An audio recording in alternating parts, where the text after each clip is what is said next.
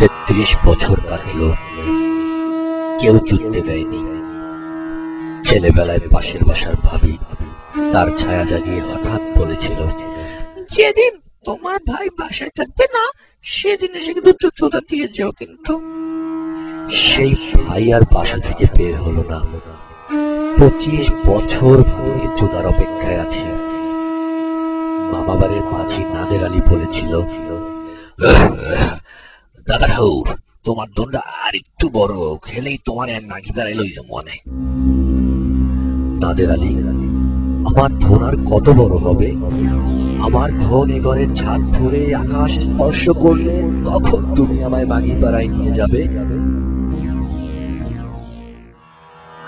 একটাও কন্ডম কিনতে পারিনি কখনো। ধনে কন্ডম লাগিয়ে দেখিয়ে দেখিয়ে খিচেছে লস্কর বাড়ির ছেলেরা। বোকাচোদার মতো চৌধুরী বাড়ির খেটে দাঁড়িয়ে দেখেছি ভেতরের চোদন উৎসব। ছোট ছোট ব্রাশিয়ার পরা ফর্সা রমণীরা কত না মজা করে চোদন খেয়েছে। আমার ধনের দিক তো ফিরেও তাকায়নি। বাবা আমার ধন ছুঁয়ে বলেছিল, দেখিস একদিন মোরাও মাগি চুদবো। বাবা আজ অন্ধ। আমার চোদা হয়নি কিছুই, না গরু, না ছাগল, না মাগি। ধনের উপর হাত রেখে বরুণাও বলেছিল, তোমার ধনটা 12 বাই 5 ইঞ্চি লম্বা হলেই তোমায় আমি চুক্তি দিব। ধন বড় করার জন্য আমি হাতে মুঠোয় প্রাণ নিয়েছি। জ্যাতাসারের বুটকিতে ঢুকিয়েছি আমার ধন।